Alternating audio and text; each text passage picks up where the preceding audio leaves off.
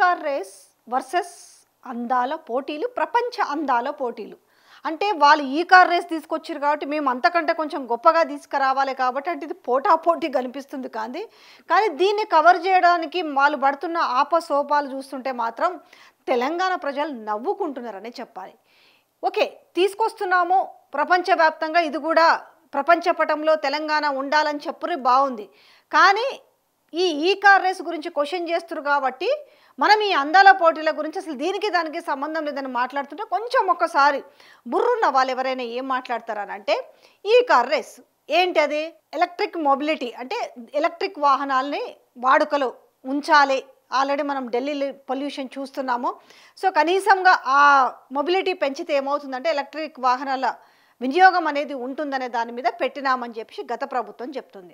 So దాని మీద already ఒకటి పెట్టేసిరు, రెండో దానికి సంసిద్ధమయ్యారు. దానికి గానేసి 45 కోట్ల రూపాయలు పంపిస్తే నానా యాగి చేసిరు. అది ప్రొసీడింగ్స్ ప్రకారం లేదు కాబట్టే దాన్ని మేము అబ్జెక్షన్ చేసినాము, మేము ఈ కార్ రేసుకు కాదు అనేసి మొన్న అసెంబ్లీలో మాట్లాడారు.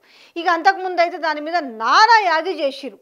దాంట్లో ఏదో జరిగింది, వేల కోట్లు జరిగింది, తర్వాత మనీ లాండరింగ్ అయిందా, ఇంకేదో అయిందా, దాంట్లో ఫేమా అన్నారు తర్వాత ఇలా. కానీ ఇప్పుడు ఏచింది 45 కోట్ల దగ్గర జరిగిన చర్చ. ఇప్పుడు ఇదేమో దీని సంగతికి వస్తాయి ఇప్పుడు అందాల పోటీలకు సంబంధించి.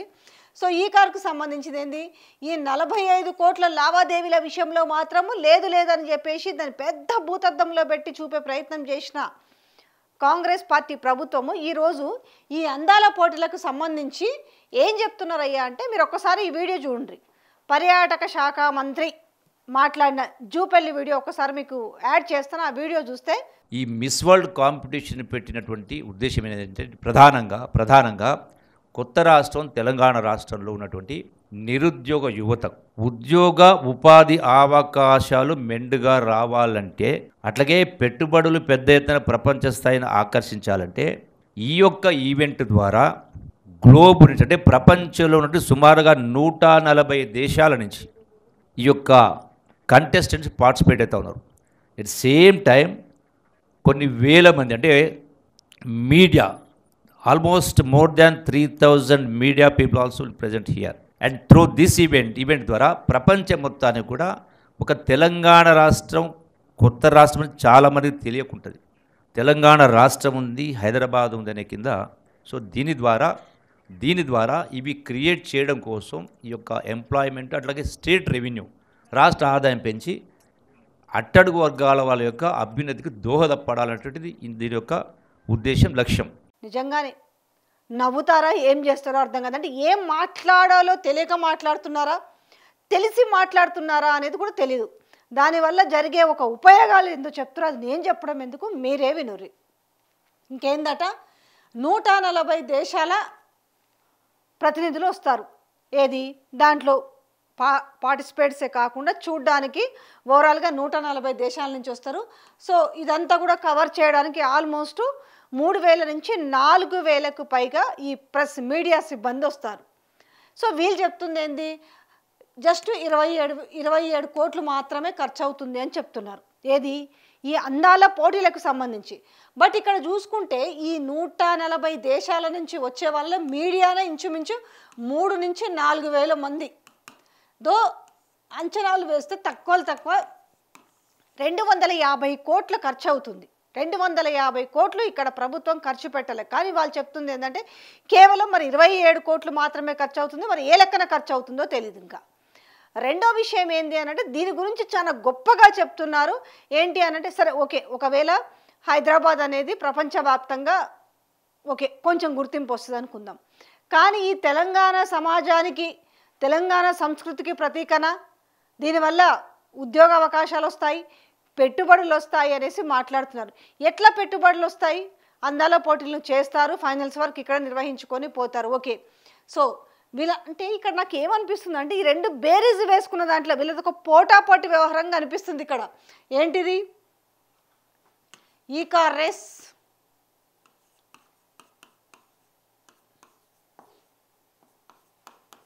ఇప్పుడు వచ్చేసి అందాల భామల పోటీలు. ఏంటివి ఇవి, అందాల భామల పోటీలు. ఇందులో ఏది గొప్పది అనే దాని మీద వీళ్ళు పోటీ పడి వాళ్ళు ఈ కార్ రేస్ చేస్తారా, మనం దాని మీద కావాల్సినంత బురద జల్లినాము, కానీ ఇప్పుడు మాత్రం మళ్ళీ ప్లేట్ మార్చేసి ఏం చెప్దామనంటే అరే ఈ కార్ రేస్ గొప్పదే కానీ మేము వద్దనిలే, కానీ దీనికోసం జరిగిన ఏదైతే ఈ 45 కోట్ల ట్రాన్సాక్షన్ గురించి నానా యాగి చేద్దాం, ఈడీ అన్నారు, బోడీ అన్నారు, ఇంకేదేదో అన్నారు, అది వేరే విషయం. ఇది ఆల్రెడీ అది లొట్టపీస్ కేసు అని అదని ఇదంతా కూడా బీఆర్ఎస్ వర్కింగ్ ప్రెసిడెంట్ కేటీఆర్ మాటల్లోనే చెప్పిండు. ఏమన్నా చేసుకోండి, నేను బాజాప్తా, నేను ఏ ట్రాన్సాక్షన్ ఏ విధంగా చేసినా నేను అంతా కూడా బాజాప్తా పెట్టాను న్యాయ వ్యవస్థల ముందు, నేను దేనికైనా సిద్ధమే అని చెప్పారు. ఇక ఇప్పుడు ఏం చేయాలి అంటే కేటీఆర్ అని అంటే కొంచెం ఐటీ కానీ అంటే బాగా ఐటీ గురించి మాట్లాడతారు, చదువుకున్నాడు అనేసి, లేకపోతే ఇవన్నీ ఉన్నాయి కాబట్టి ఈ కార్ రేస్ తీసుకొచ్చిన కొంచెం నాలెడ్జ్ ఉంది, హైదరాబాద్ని తీసుకెళ్ళి తెలంగాణను తీసుకెళ్ళి ప్రపంచ పటంలో ఉంచాడు, కాబట్టి మనం ఏం చేయాలి, ఇప్పుడు ఏదన్నా ఒకటి చేయాలి, చేయకపోతే ఇప్పుడు అయ్యేటట్లేదు, పోటాపోటీకి అని చేసి తీసుకొచ్చి ఏం చేశారు, మిస్ వరల్డ్ పోటీలను తీసుకొచ్చి ఈ తెలంగాణలో పెడుతున్నారు.